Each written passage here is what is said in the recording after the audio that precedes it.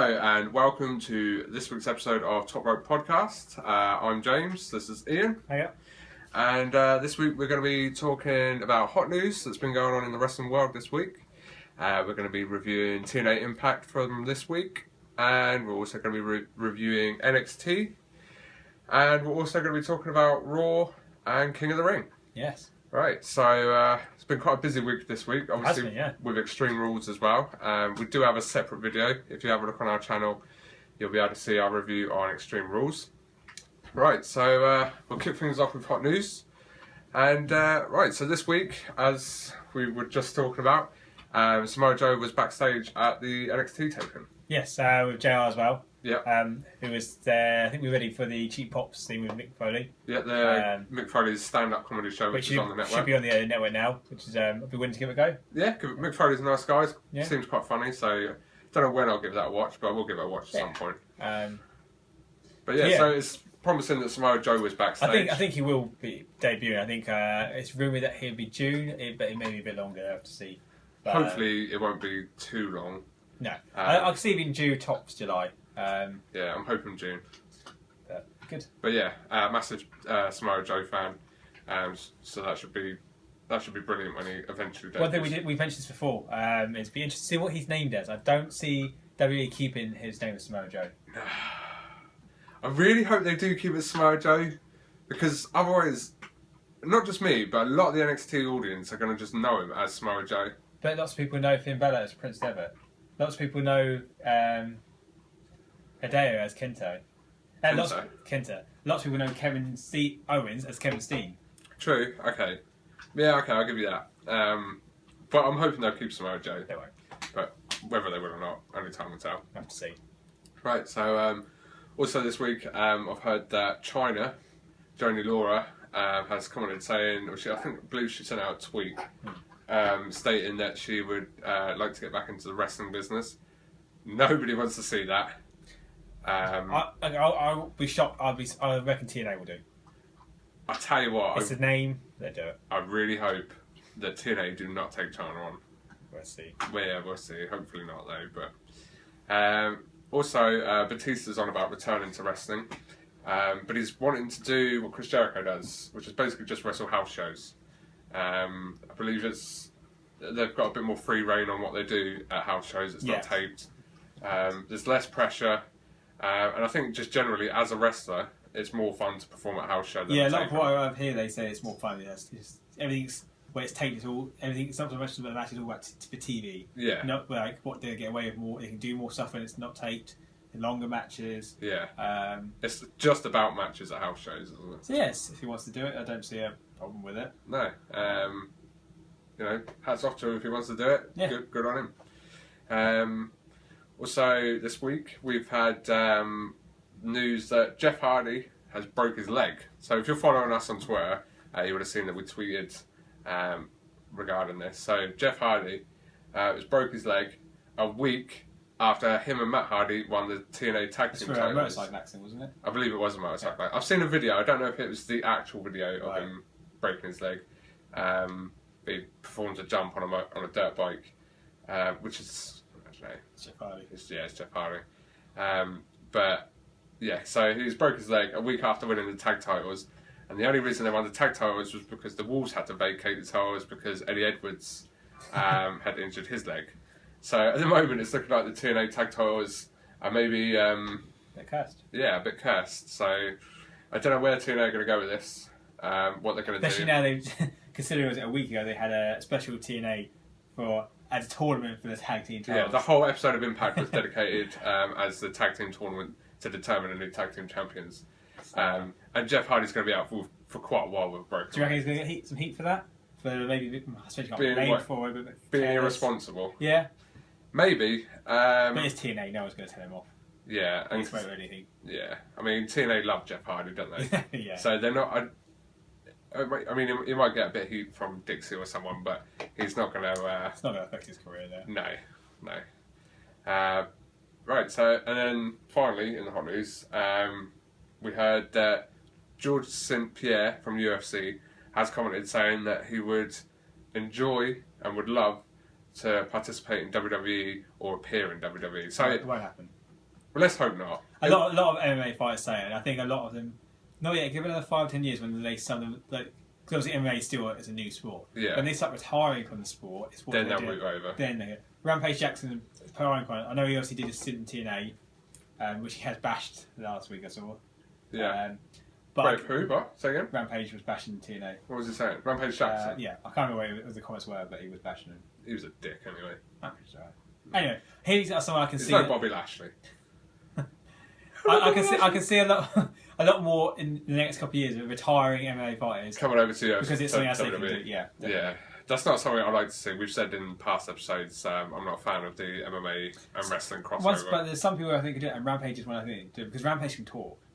A lot of the MMA fighters, they don't have that promo skill because it's not part. It's fighting. They don't need promo skills, but some have it. And Rampage is one of those people who can. You watch one of his video packages before a fight, he hypes you up, he gets you into it. Yeah. So he's got the mic skills. It's just the wrestling skill. He's got the build for it. Yeah. I've seen there's worse wrestlers out there who do it. There's Ryback. He's like his wrestling skill. Yeah. I guarantee it's on par with Rampage. Give him Rampage some training. Yeah, I'm not like faulting his ability to be a wrestler. Yeah. It's just the fact, I don't know, to me, when you cross over, as I said before, when you cross MMA over with wrestling, it's undermining wrestling. It's like pointing out that wrestling's fake. It depends how you do it, though. Yeah, I don't think there's any way you can do it where it's not... But what, you can have one career. It's like saying the NFL. We can't go... Loads of people from the NFL go from the NFL to WWE. Wrestling. Yeah, but then that's different, though. But it's not the same one's fake than the other. Well, no, but if you come from NFL, then it's just a case of, oh yeah, I've been a wrestling fan my whole life, but I played professional American football. Right. Now I want to try my hand at wrestling. But then it's like with UFC, it's like, oh yeah, I did real fighting in a real cage, real proper fighting where people actually like throw punches. Sports entertainment. Now I can't be bothered with that anymore. So let's do fake UFC. Well, maybe it's not can't be bothered. Maybe it's injuries, age. Yeah, but then right there, if someone has to stop fighting in MMA because they're injured, and then they go to WWE, why are they going to WWE? Oh, because wrestling's fake, so I'm not going to get hurt in wrestling. I don't think it's the same. I don't like it. I don't like MMA crossover with wrestling. Not a fan of it. So, but yeah, it probably won't come to anything with George St. Pierre, but it's just a passing comment. I thought I'd chuck that in there. There's a few other key little points. Apparently, there's news that Lana, Rusev's manager, other half, they're planning on turning her face. Right, so, yeah. I think they tease at Extreme Rules. Yeah. So we'll see where that goes. More pay issues in TNA. Apparently, production staff now have issues. A lot of the wrestlers have pay's caught up, but now it's production staff have had an issue with pay. Oh. So let's see how it's that not looking good at the goes. moment, is it, for TNA? News update on Daniel Bryan is it looks like he's going to be out for 5 weeks. Does that mean he's going to miss payback? Possibly. I wouldn't be surprised. I think they will. If I imagine they bring him back afterwards. Right. Do you reckon they're going to strip him of the IC title? I think they'll probably wait to see a couple of weeks to see his recovery time. They really shouldn't. So they shouldn't be stripping him of it, but we'll see. Yeah. That's hot news for the week. Yeah. A little bit of news about Top Rope Podcast. Last week, if you saw last week's, we said that we'd be surprised if we got 5 views on our video, but we managed to rake in 29 views. So thank you, 29 viewers. Yeah, we have looked at the stats on YouTube, and it does say that most people only watch the first 5 minutes of the video. So no one will be watching this segment. Yeah, because if we've been chatting already for 10 minutes, so you're probably not watching anyway. But so that was a nice little. We know it's not perfect, but we're working on it. And hopefully, over time. Yeah, this is our second episode, so hopefully some of you might be tuning in for longer than 5 minutes. So just bear with us of just 2 minutes talking. Yeah. If you do stop watching at any point, please comment below and let us just say to us at what point you stop Or even watching. if you like watching it, tell us why you like it, what we can do to make it better. Or what you don't like about it. And remember, you can tweet us at Top Rope Podcast 1. So, or comment below. But please, if you don't like it for whatever reason, please let us know. And then we can work on it. Yeah, we can work on it, and that's how we grow. Right, so we'll start off with TNA Impact. So that's from last Friday the 24th in America. Yeah. Or past Sunday if you're in the UK watching it on Challenge. Most of the show was based on the Knockouts division. I'm not a huge fan of the Knockouts division anymore. I'm kind of bored with it.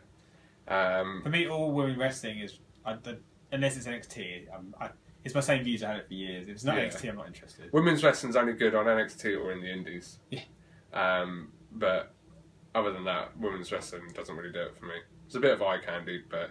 And that's the trouble with it. That's all it is. It's gymnastic eye candy, it's not wrestling. Yeah, I agree. But, so Impact kicked off with Kenny King versus Micah. Micah, as we know, is part of The Rising with Drew Galloway. And also Micah is Haku's son. Haku from WWE and other wrestling feds. You know, the big guy with the guy with the afro. Yeah. Solid match. It was actually quite a good match. Micah did win the match with a Samoa drop, which I know a few months back with what's the one-legged guy in TNA, Isaac Melendez or something. I believe so, yeah. Yeah, something like that. He won with a Samoa drop months ago, and I bitched on it. But at least Micah put on a decent match, other than his finish. But it was a good match. Micah does seem to be quite. I wouldn't say he's amazing in the ring at the moment, but he looks like he's got the ability to grow. Yeah. So he's someone to look out for, I reckon. Kenny King's solid anyway. I quite like Kenny King, proper athletic bloke. He's really tall. Yeah. You know Kenny King? Yeah, I know, yeah. Yeah. So yeah, it was a good match for them. Micah won, and it was a clean win. Then BDC, which is the rest of Kenny King's crew, which is MVP and Homicide and Low-Key, ran down to the ring, started beating on Micah, and then the Rising came down, Drew Galloway and his other guy, can't remember his name. But they kicked off in the ring against the BDC. Then the fight spewed backstage and you didn't see anything more of it. Then we went into Jade versus Laura Dennis. So Jade is, you might remember me last week saying that there was these two knockouts that were debuting. Dollhouse? Yes, Dollhouse. Yeah. So one, Jade is the Oriental Bed. Right. And she's got her tag partner, can't remember her tag partner's name, but it was just Jade versus Laura Dennis. Laura Dennis is an indie wrestler who goes by the name of Cherry Bomb. So this Laura Dennis girl, or Cherry Bomb, was really quite impressive in the ring, I thought. I thought she put on a better match than Jade, and it was Jade's debut match, and I'm guessing it was supposed to be a squash match. Was it Cherry Bomb? Is she signed to TNA, or was it? I don't think so. I think she was literally just called in. Yeah, just. I believe. I'm hoping she's been signed, because it's a good sign she's been signed. Right. But I don't know if it was just that for that one Impact that she was in. But it was a good match between Laura Dennis and Jade. Jade's alright. Laura Dennis, or Cherry Bomb, did win by DQ. The crowd were behind Laura Dennis, but they didn't really get behind Jade. They did start to boo the Dollhouse, but I think maybe that's the intention at the moment. I may bash TNA sometimes, right? Right. Yeah, I do like to say how TNA sometimes copies, don't you, right? Now this obviously wasn't copying, right? Right. But does this not like remind you of last week's NXT with the debut of Dana?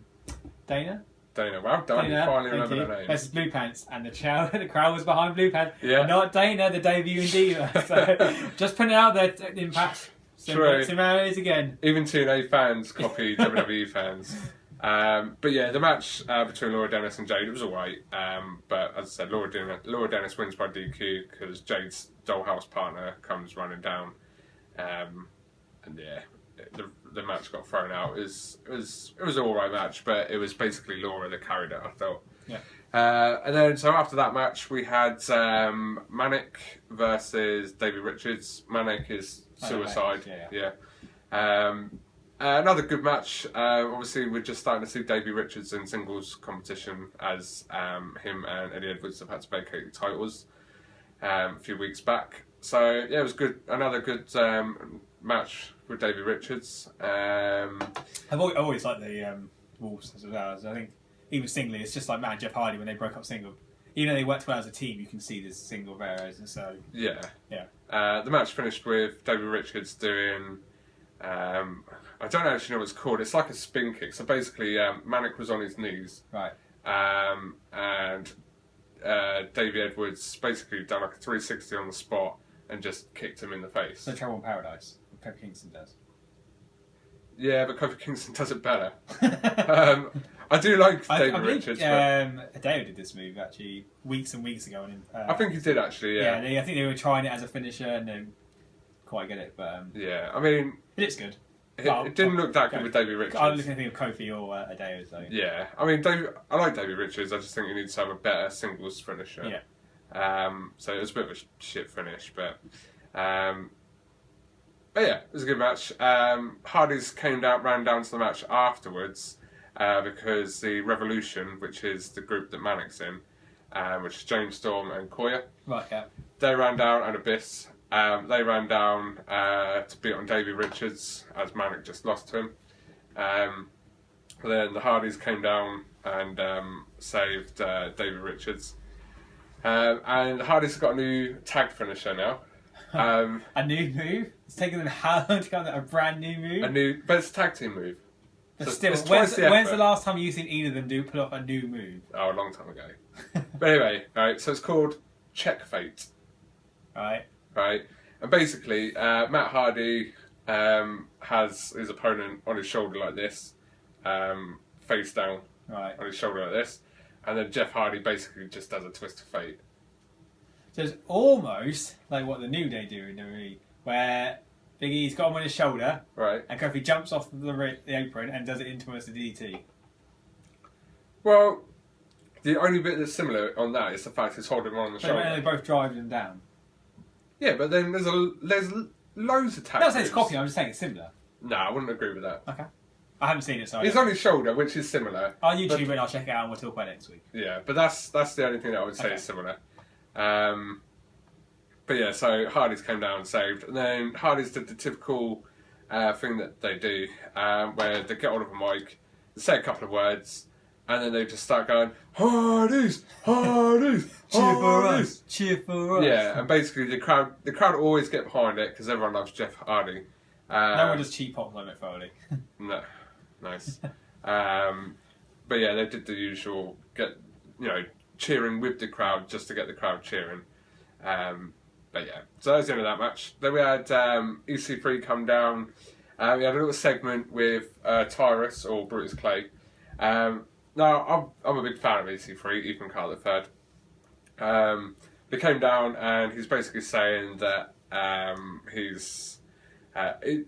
think he's just supposed to be getting across that he's going to be running for the world title eventually. But the gimmick for it was it looked like he was running for president. Like the whole, so he had like a stand there, and there was like boards and balloons, and it was like a presidential election type thing. But it was quite funny, especially when EC3 pulled out all these fake stats, and he had like slideshows and stuff. But it was amusing. It was funny. EC3's quality. I honestly think that EC3's got so much charisma. Yeah, he's like Christian Cage. When he was in TNA, just oozed charisma, dripping off him. EC3's not quite to that level, but he's the first person in a long time that I've seen that's had that amount of charisma. Right. So it looks like he's passionate about being a wrestler. And he's heel at the moment, but you can still see he puts everything into it. Yeah. Big EC3 fan. But yeah, so he was in the ring talking a load of crap. Then Ken Anderson comes down, interrupts it. It's quite obvious there's going to be a feud coming up between Ken Anderson and EC3, which should be good. Yeah. I'm a fan of Ken Anderson as well. Yeah, I've always liked him with that. Yeah. So that'll be a good little feud going on. So next match we had Taryn Terrell versus Awesome Kong. Wasn't really a fan. I didn't really watch this match, to be honest. But Taryn Terrell is Knockouts champ. Right. And basically this was her heel turn. Right, okay. So the Dollhouse, which debuted earlier on in the night, they ran down and it looked like they were about to cost Taryn the match. So Taryn set up a table next to the turnbuckle and basically trapped Awesome Kong against the turnbuckle. Right, okay, Put the table in front of her. Yeah. And then she basically, the Dollhouse interrupted and basically teamed up with Taryn to powerbomb Awesome Kong through the table. Right, I see. Which did look pretty cool. Yeah. It's not very often you see a woman put a woman through a table. True. But yeah, it was pretty good. And then, so now it looks like Taryn Terrell has turned heel and she's going to be joining the Dollhouse. Right. Which have just debuted. I think she's going to be the leader. Yeah. She's Knockouts champion. She's going to lead makes it. Sense with it. Which is good. Another good heel. There's not really any problem. The only heels at the moment I can think of in the Knockouts division is Angelina Love. Right. She's a good heel. But yeah, everyone else is all they're not heel. They're just a little bit bitchy, and that's it really. But now it looks like Taron and the Dollhouse might be genuine heels. Right. And Dollhouse seems to be quite creepy. Their music's quite creepy, and like they're quite a creepy. They're quite creepy. They are good. You should check them out. Yeah. Definitely worth a check out. Right, so then we had the main event. EY ruins the main event. Wasn't a brilliant main event. No. I'll be honest, I can't really remember much of it. I didn't really take any notes on this match. I think it was one of those matches where I was like, I'll remember this. And it's just like, obviously wasn't. Oh no, it is. So basically, the main event was meant to be originally. It was sorry, I should have remembered this. So the main event was going to be Eric Young having his rematch against Kurt Angle for the world title. Right. Yeah. Right. So the last shot that Eric Young had, it ended up being a triple threat match with Bobby Lashley. Right. So this week was going to be Eric Young. Because I said Eric Young is heel, but last week it was looking like he might be turning face. Yeah. So he was meant to have his title shot this week on Impact. Right. He ended up not having it because Austin Aries cashed in his their version of Money in the Bank. What is it called? It's called Money in the Bank. No, what's the? It's called Money in the Bank. Oh, I can't remember what the TNA one is. Feast or Fired. That's it. Yeah. So he cashed in his Feast or Fired World Heavyweight title shot. Which obviously Eric Young wasn't happy about. I can imagine. This should have been a good match. Yeah. Austin Aries, I love Aries, and I love Angle, both of them. But Eric Young had to ruin the match, which I don't really like because now it's like Austin Aries has lost his title shot, unless he gets a rematch at some point for it. Or maybe they might turn it into a triple threat match. I don't want to see that. I don't like triple threat matches. So yeah, I don't know where they're going to go with it. I don't know. I'm guessing, EY's obviously Eric Young's obviously feuding with Kurt Angle, but they kind of just shot Austin Aries in the foot with a staple gun, and now he's going to have to just stay where he is for a while until they know what to do with him. But that was Impact. It wasn't a brilliant Impact. I think it was mainly the reason I wasn't a huge fan of this week was because of the Knockouts division. But regardless of that, it was still a good Impact. Just fast forward the Knockouts matches. Just because we're really good at writing notes down, we did forget one bit of key news this week. Oh yes, hot news. Do you remember his name? Billy Corgan? From what's the band? Smashing Pumpkins has been hired as a head writer from the TNA. I'm so scared about this. I don't know about this. I mean, I've seen interviews before. I know he's a big pro wrestling fan. So are we, though. And I know he does a lot of creative stuff like that, but it's something completely different. We could book. Well, everyone thinks they can book at home. Everyone thinks they can book, and that might be the case of this. It might be good. It could be something different for TNA. It's going to be fresh ideas at least. It's not going to be like Vince Rusev ideas. Yeah. Maybe similar to XW. It could be fresh ideas for the company. Yeah. Although we did read a bit. He was intrigued about doing transgender issues and racial issues. Which I don't understand. Does that mean that like Kurt Angle will be coming out in a dress? Yeah. So does that mean like they're gonna get like Kurt Angle to think, oh, do you know what? I feel like I should be a woman. It's been programmed how over the coming months he's going to turn into a woman. Yeah. Or are they going to get in transgender wrestlers? There's something to look out for. I'm really hoping that this could be the final nail in the TNA. I tell you what, if they do like a transgender storyline. I can see it now. The gimmick match is the loser gets the surgery. Put money on it now. Oh god! Instead of Feast or Fire, it'd be like penis or vag match. If you lose, you have to get vagina. If you win, you get a second penis. Yeah. Second penis, we'll go with that. But I'm hoping that's just like he was joking or something. We'll see how it or goes. that was just hearsay. I really hope that's not something they're going to go with. But that was Impact for the week, and that was news on Impact. Right, so next we're going to go on to NXT. Right, so this is NXT from last Wednesday, which was the 22nd. Right, so we'll kick off with the first match, which was Ty Dillinger in a match versus Finn Balor. Everyone loves Finn. Am I right? Yeah, I don't really know. I mean, obviously, so within NXT, it's usually you get 2 squash matches, 1 5-minute match and an 10-minute match, don't you? Yeah. And this was a squash match. This was a squash match. Ty Dillinger, he has been on the TV a lot more. Yes, yeah. I think maybe they're trying to expose him. I think he's like, you got to think of like the classes. Obviously, Neville's gone now, Ascension's gone, Luke Dragon's gone. So there's, and then obviously, recently last week they showed they signed a new, I think it's 15 wrestlers. Like the beginning entry of NXT, so there's obviously like a circle that goes through. Yeah, and I think he's just the next one to be pushed up. Yeah, I mean, it looks like Finn Balor's going to be moving up to main roster soon anyway. Apparently soon. Yeah, when I don't know. Hopefully soon. Yeah, I don't know what. I don't think there's much more for him to do. No, I think that was part of the point in this match as well, because Ty Dillinger lost to Finn Balor that night. Obviously, yeah. It was just a job match. Yeah. I mean, obviously Ty Dillinger got to show off a bit of what he can do in the ring. And plus it puts him on TV. He gets him on TV as well. And I think at the moment they're just thinking, well, they don't want to put Finn up just right now, but they still want to keep him fresh in everyone's minds, so they're putting him against people that are going to be up and coming. He's still on TV, so... Yeah.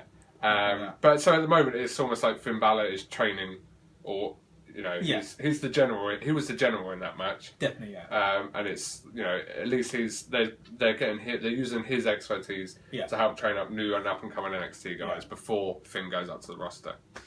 So it was an okay match. Yeah, it's good to see Finn. Yeah, it's always good to see Finn. He always puts on a good match. But yeah, quick match. It was what it was. That was a 4-minute match or something, maybe 5 tops. 3. Yeah. Okay.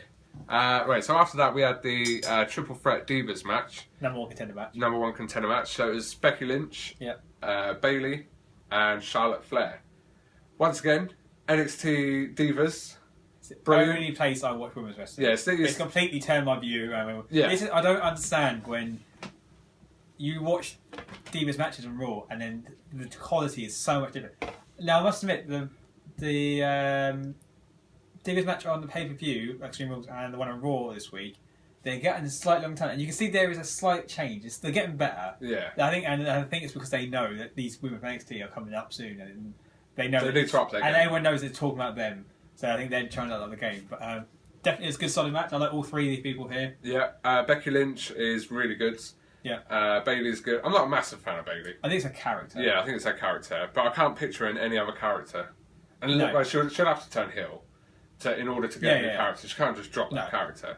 And Charlotte. And Charlotte, solid match. Ended with... actually, during the match, Becky Lynch pulled off I don't even know what to call this submission move, but it almost looked like an upside-down figure of 4. So Becky Lynch done it to Bayley. So Bayley was face down on the mat.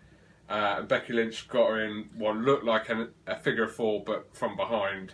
Because didn't she drop toe her into it or something? She transitioned from a movie. Yeah, she transitioned into it. Yeah, it's good. It almost... I can't remember what the chain wrestling where they go from pin to pin and they roll like that. It was like that into it. Yeah, it was like that into it. So Bayley was face down. Becky Lynch got this figure of the submission moves. Awesome move, but I have no idea what it's called. I don't even know where their legs are during that move. It was good.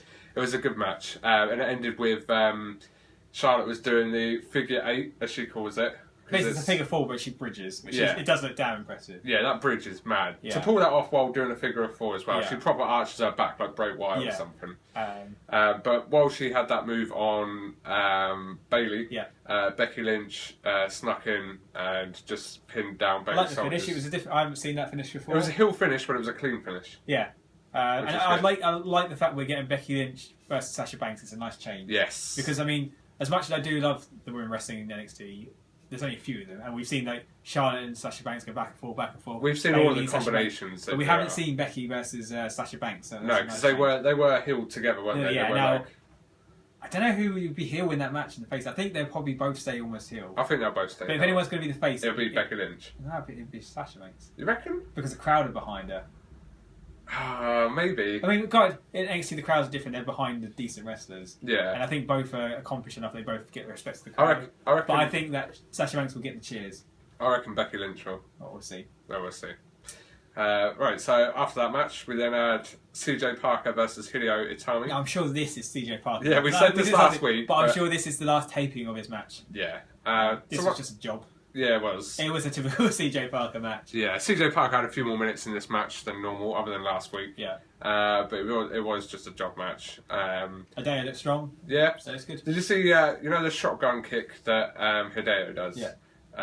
Which is where he runs off the ropes and basically does like a straight kick to the face. Yeah, straight kick to the face. But he kind of botched it this week on CJ Parker. It didn't look brilliant. I would like to see him have a better finish. Yeah, he just needs to use the GTS. Go to sleep. Hopefully once they move him up to the main roster, they might let him do it. Yeah. I mean, he's done it now. Everyone knows that he does it. Yeah. So...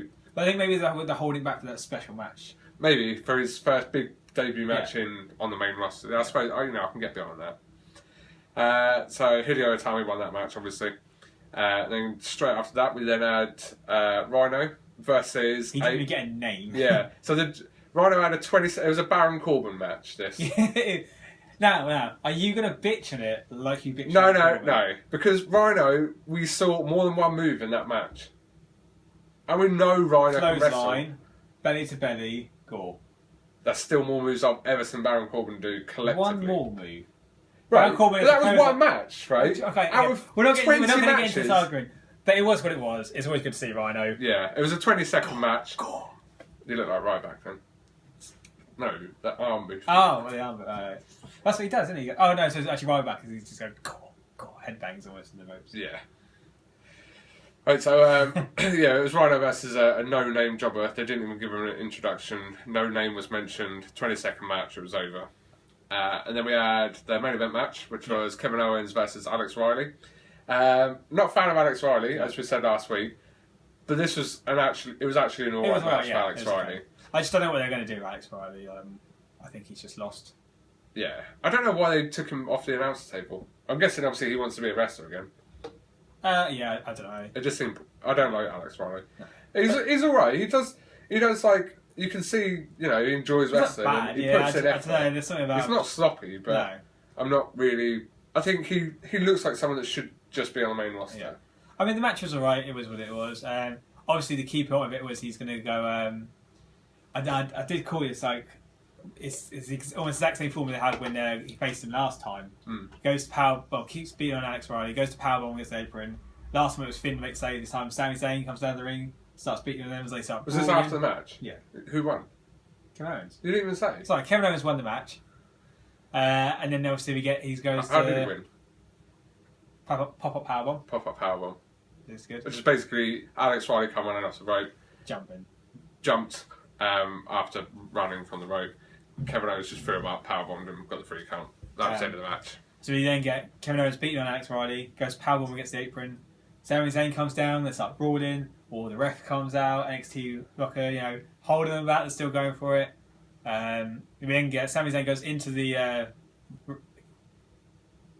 audience, crowd, ring. Sorry, what? Into the ring. Right. And then he goes drop to the turnbuckle, does a nice flip into the crowd. Well, into Kevin Owens and all the referees. Took everyone out. It was a big jump to go from the. It was high. Yeah, to go from the turnbuckle all the way into the crowd. Yeah. And it wasn't like it was diagonally as well, wasn't it? Yeah. It wasn't like say this is the ring and that's the ring. It wasn't from here to the outside. It was from the corner into the crowd. So it was a long jump. It was good. It was good. Obviously continuing their feud. Yeah. It's going to be building up for eventually it's going to be Sami Zayn versus Kevin Owens for the title. Yeah. Which I reckon they might give back to Sami Zayn. No, Kevin Owens keep retaining. I hope he keeps it. I think Kevin Owens is going to have a quite long title reign. Sorry. Yeah. Well, hopefully. So that's NXT. Yeah. Good show. Yeah. It was a solid NXT match. Yes. Obviously, the special comes up in I think it's 2 weeks' time. We'll cover that. Yep. It's the pay-per-views I look forward to most from WWE lately. Yeah, the NXT ones. Yeah, I go. So we get Raw. Now we also found out during the Extreme Rules that they're bringing King of the Ring back this week. Yes. I'm not sure if I like the way they've done it. They basically had the part of the brackets on Raw and then the semi-finals and the final on a special on the network on a Tuesday. I would like to draw this out a little bit longer. And it kind of came out of nowhere. Like we've got Extreme Rules and then it's King of the Ring. Oh yeah, by the way, doing King of the Ring, but it's going to be done by Tuesday. Yeah, it was kind of just like it was really rushed. Announce it, spread it out. There was apparently the original plans was to do like on a Tuesday, spread the matches out over the coming weeks. Right. But then for some reason, last minute they decided to just put it all together. Yeah, as you said, I would rather they'd spread it out. Maybe did one match per show or something. Yeah. Raw, then SmackDown. Just go through it and then have the main event at the next. I think the reason why is obviously where at the moment the network's free this month for new subscribers. Yeah. And obviously this week they've been advertising all week the new show. So on Raw we had Too Hot for TV with Jerry Springer. Tuesday we got King of the Ring. Wednesday it's Mick Foley's Cheap Pops comedy show. Yeah. Thursday we get Jericho's podcast with Stephanie McMahon. That would be good. And then Friday we get the special look at Big Show versus Money Mayweather from WrestleMania 24, I think. Because obviously the Mayweather-Pacquiao fights this weekend, I believe. Yeah, it's this Saturday. Just getting across. But it's obviously where it's free this week. Hyping all the... they're trying to push as much out in the 3 week or 3 month, just so. So we start from Raw with the first bracket for the King of the Ring, which is Bandies Barrett versus... Dolph Ziggler. Once again, both guys I really like. Yep. Solid match, it was good. Sheamus comes out, distracts Dolph, shows them they come out. It says like, here's they show the Titantron, obviously the pictures from Extreme Rules where he kissed his ass. Yeah. Bandies Barrett comes into the ring and then does the Boom hammer, boom, and gets the win. Yeah. Good match between the two of them. Mm-hmm. I would have liked to see this further on in the tournament, to be honest, but I think maybe they just wanted to kick the tournament off with a bit of weight. I mean, obviously, it does make sense for the way it goes.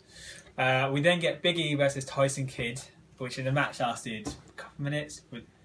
This wasn't for the tournament, was it? No. This is just a singles match they had. Yeah. The finish was naff. It was basically they went on the outside, they came inside. Big E clothesline Tyson Kidd, goes for the pin. And Xavier Woods holds down Tyson's legs on the outside, so he gets the pin. Right. I think it's just to gain more heat on the New Day, but personally, I'd like to see these two have a longer match. Right. Yeah. I would agree. That was a good match. Dum. You like it? It was what it was. You say that a lot. So I say we're wrestling quite a bit. Oh, fair enough. We then get Ryback versus Bo Dallas again. So I don't know. It's obviously continuing from Extreme Rules. Ryback wins pretty quickly with the shell shock.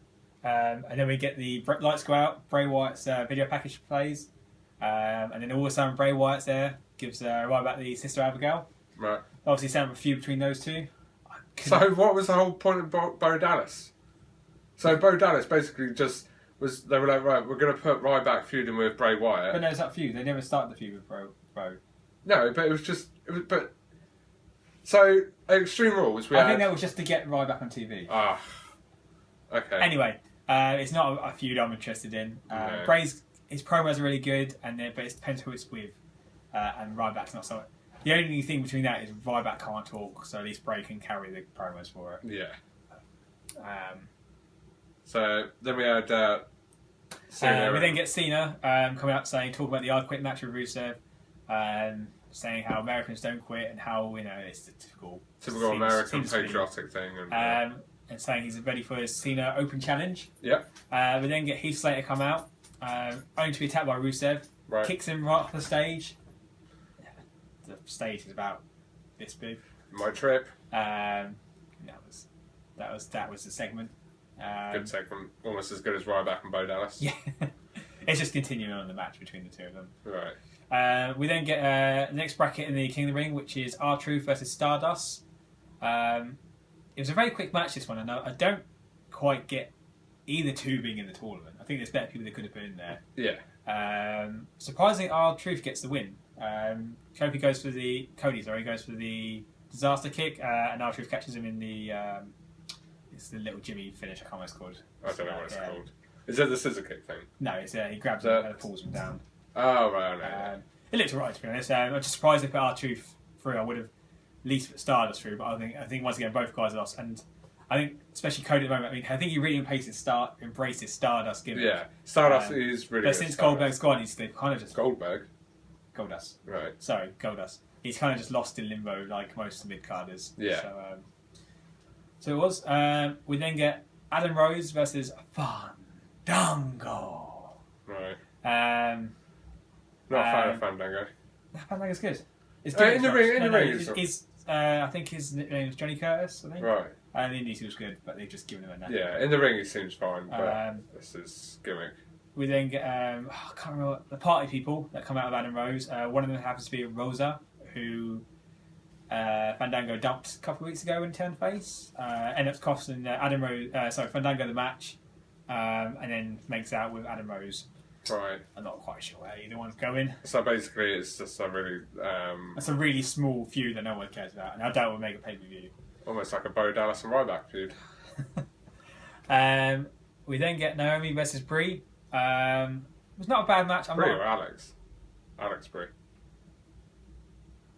Brie better.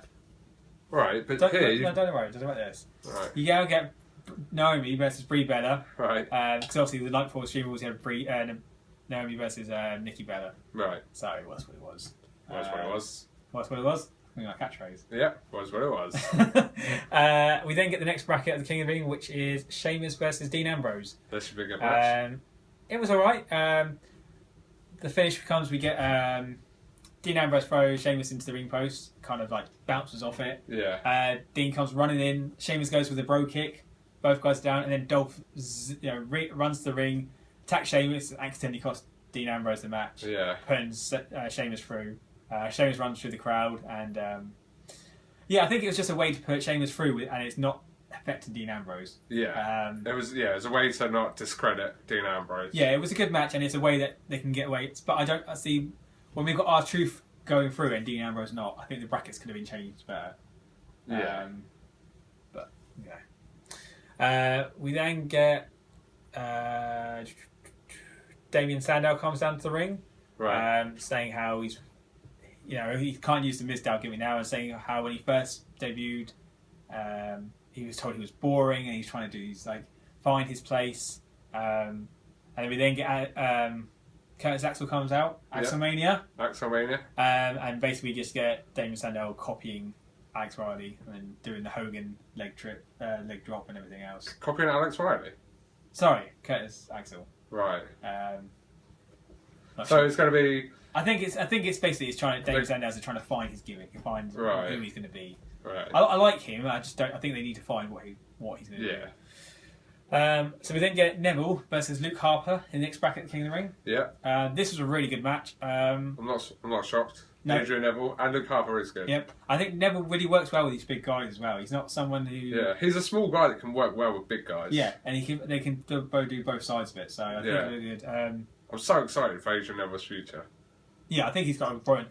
I think it was Jericho's podcast I listened to today. Compared him not quite to Rey Mysterio, but that Rey Mysterio is a small guy. But I think he'd do better than Rey Mysterio. Because Rey Mysterio played a lot more to he's really small, where Neville was small, but he's not tiny. Yeah. But I think he can have that same better success than what Rey did. Yeah. But he's their filler. He's like their Rey Mysterio gap because now he's gone. Yeah. He's their next... someone they can push as a small guy. I hope, I'm excited for Adrian Neville. Yeah. I just hope they do it right. But time will tell. Neville wins clean as well, which I was a bit surprised at. Yeah. It's a big victory. But it's good to see Neville being pushed through. He's still getting that push. He's not flooding him too fast, but it's that slow, steady push, which is good. Yeah. So we then get Randy Orton teaming up with Roman Reigns versus Kane and Seth Rollins. Match was... It was what it was? It was what it was. It was okay. It was just a Raw main event. Nothing to brag about. No. And at the end of it, we find out who will face Seth Rollins at Payback, the title. Right. Basically, the fans voted.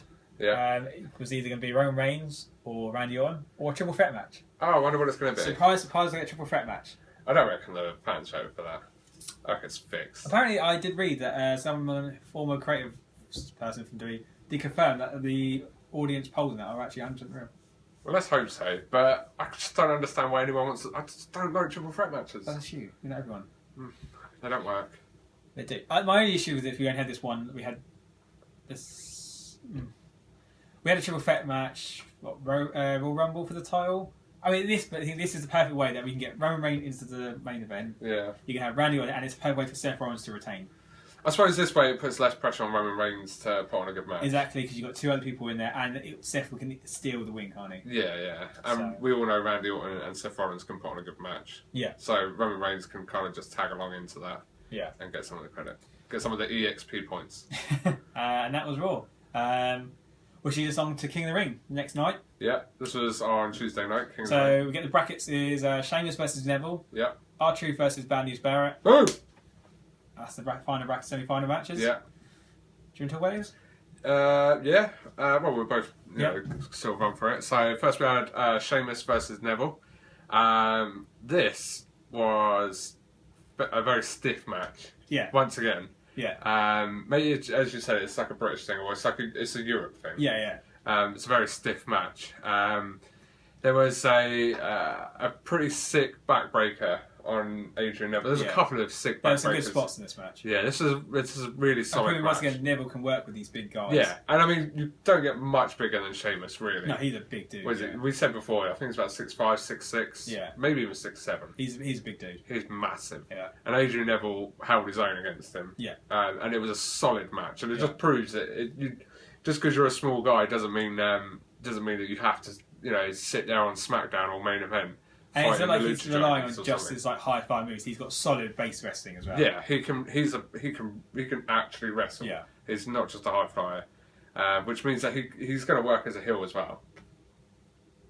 Eventually, he's got that option to be a heel. Yeah, granted, the Red Arrow is a face move, but I reckon Adrian Neville he's going to be heel is when he had that feud with Sami Zayn. He's going to have to be a bit more arrogant. Yeah, he should have been heel in NXT towards the end with his feud with Sami Zayn. I'm just saying that Adrian Neville would work as a heel. He can pull it off, I reckon. I'll have to see it now. I reckon he can. And I reckon that's probably the best way...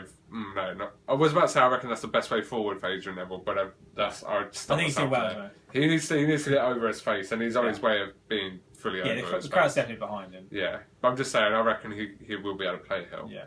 But Dolph basically comes down to the ring, distracts Sheamus. He doesn't come down to the ring, he just stands on the Titantron. Talking to him. Neville then goes for the high kick. Yeah. Which sets up for the Red Arrow. No. Sheamus goes for was it the bro kick? No, because he misses. Sheamus goes for a bro kick, misses, and gets tangled up on the top rope.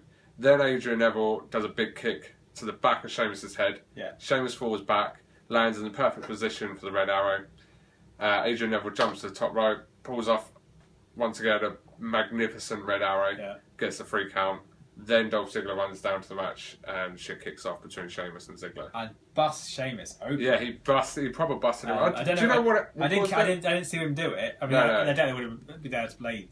It would have made no sense. No, I don't reckon that was a blade. He got some colour on him. Yeah, because Sheamus is so white. That red was shows up. Yeah, it was like luminous on him. It was good. It really stood out. And obviously, he's going to build the feud. Now, I'm happy with these two to keep feuding for a little bit. Yeah. I'm happy to see Sheamus and Ziggler. At least because Ziggler kind of gets lost a bit, doesn't he? Yeah. But this way, they're both solid, and it's a good feud between them. We then get R-Truth versus Bad News Barrett. This went about as long as I expected it to go on for. Yeah. I don't quite... Did you watch the promo before? Yeah. With about spiders. Yeah, what was that about? I don't know. I have no idea what that promo was about. Let's just not talk about it. No, okay, we'll ignore it. It never happened. It was a very weird promo, but... it was. I mean, I reckon R-Truth is good. He's athletic in the ring. Yeah, he's steady. He's not going to get higher than what he's not really got much in the way of match skills, but he can put on a match. Yeah, he can put on a match. The finish is obviously we get Bad News Barrett on the outside, does the old thumb to the eyes of R-Truth. Yeah. Comes in and does the boom hammer, boom. Goes to the win. Yeah. Which sets up an all English final. Yeah. So in the final, we've got Bad News Barrett. And we have got Adrian Neville. This match I thought was really good. Really solid. They had this match Extreme Rules, and I think this just helped. They're having that match before they could build on it. Yeah, so Extreme Rules on the pre-show. It was Bad News Barrett and Adrian Neville. Adrian Neville got a clean victory over Bad News Barrett. Solid match. So this is basically a rematch of that, but it's in the final for the King of the Ring. What was my opinion of the match, as we were just saying, solid match. Absolutely really solid match. Once again, really stiff match. Yeah. After the match with Bad News Barrett and who did Bad News Barrett fight earlier that night? R-Truth. R-Truth. After that match, and even before that match, when Bad News Barrett, he can cut a promo. Yeah, Bad News Barrett is really good talk. Yeah. He should have had a push a long time ago. He just keeps getting injured at the wrong time. It just cuts his push. Yeah. So hopefully now this is hopefully going to be the start of his big push. Yeah. But I'm a big fan of Bad News Barrett as well. Yeah. He's built for the mic. He's built for the ring. He hasn't got that British gimmick. Once again, him, the same as Adrian Neville, does not have that annoying, I'm English, so that's my gimmick, I'm British. Which I'm so happy about. They're where they are because they can speak on the mic and they can wrestle. Yeah. Not because, they're English, just, they're English, put them on TV. Yeah. So, really stiff match, really stiff. Once again, brilliant match. Yeah. So we got a new King of the Ring crown. Bad News Barrett finishes the match off with Bad News Barrett was in the corner. Yeah, so Neville went for the red arrow. Does the thing where if he knows he's not going to miss it, he does the backflip into the roll. He does like a shooting star press, but lands on his feet and rolls the other way. I like it because it's one way and then the other way. Yeah, it does look good. Runs into the corner and gets caught with the... Boom! Hammer! Boom! New King of the Ring. New King of the Ring crowned. Yeah. Bad News Barrett, can't think of anyone better. Do you know what? When he puts the robe around him, I was like, that's so cheesy. But then he kind of wears that cloak to the ring anyway, so it kind of suited him. He does wear that cloak, but do you know what worries me, right? Is I was saying earlier, I think I said it on the Extreme Rules video that we've also going to be putting up online. He's got like a really medieval sounding voice, right? So I could see him, and I'm surprised I haven't done it. I think. Oh, really? Yeah. I'm pretty sure he's like from Preston. No, sorry, that's Neville. Sorry, that's my mistake. Yeah, it is. Yeah, so Bad News Barrett's from Preston. But he's got a really medieval sounding voice, right? And earlier when I was watching King of the Ring, I was thinking I'm surprised they haven't given him a gimmick where he's like a knight or something, right? But what worries me now is he's now been crowned King of the Ring. They're going to make him as a King Booker. When Booker T won it, he was King Booker. Yeah, and that kind of worries me because I don't want them to put him in a comedy role. No, I don't think he will be. I think because he nailed this Bad News gimmick, which is really good. Yeah. I just hope it's a push, and I would like to see if Daniel Bryan is going to be out for a while. I don't mind them giving the IC title, pushing as the IC champion, King of the Ring, and really start building maybe for at the end of this year, big title push. Yeah. But Bad News Barrett is someone that they should be pushing to main event. And Neville got a good showing on this as well, a good solid push.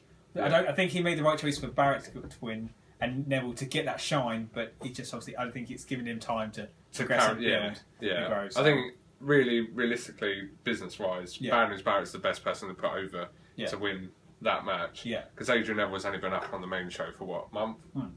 So, it was the right thing to have Bad News Barrett win it. Yeah. But overall, King of the Ring, proper solid, really good. I would have, like I said, I'd like to see it as just a pay-per-view. Yeah. Or maybe just a network special, but drawn out a bit more next time. Yeah. So if you haven't watched it, check out King of the Ring. It's on the network. Yeah. Really solid. If you just want to watch an hour's worth of proper wrestling with some proper decent guys, and you can't be bothered to watch Raw because it's just filled with crap, watch King of the Ring. Really worth it. Yeah, it was good. Yeah. So that wraps up this week's worth of wrestling. Yeah. I don't think there's anything else more to say, is there? No. Obviously, next week we're going to try and maybe do it a bit different. We might do a separate show for Impact. Yeah. One for WWE. Yeah. Let us know what you think. We're thinking of doing a Raw and SmackDown video, and then a separate video for NXT and Impact, just so that way... It's not as long. I know it's hard to watch a 1 hour video in one go, so it's where it cuts it down a little bit. So hopefully that might be and we can bring in some segments, what we're going to do. Yeah, we're thinking of bringing in some segments. They're under wraps at the moment. We're not going to tell you what they are. Secrets, you got to watch and find out. Yeah, watch and find out, but we've got some good segments on the way. But yeah, time will tell. Yeah, so remember to follow us on Twitter at Top Rope Podcast 1. And Facebook page is coming, under maintenance, but it will be coming. Yeah. So please subscribe, please like, and if you've got any comments, good or bad, if you want to sit there and bitch on us, that's fine. Just comment below, let us know. Cut us a promo. Yeah, cut us a promo if you want. Talk trash to us. If you think we're crap, then tell us why, but be a man about it. Keyboard warriors. Keyboard warriors. So yeah, that wraps up this week's Top Rope Podcast. Thanks for watching. See you next week. See you next week.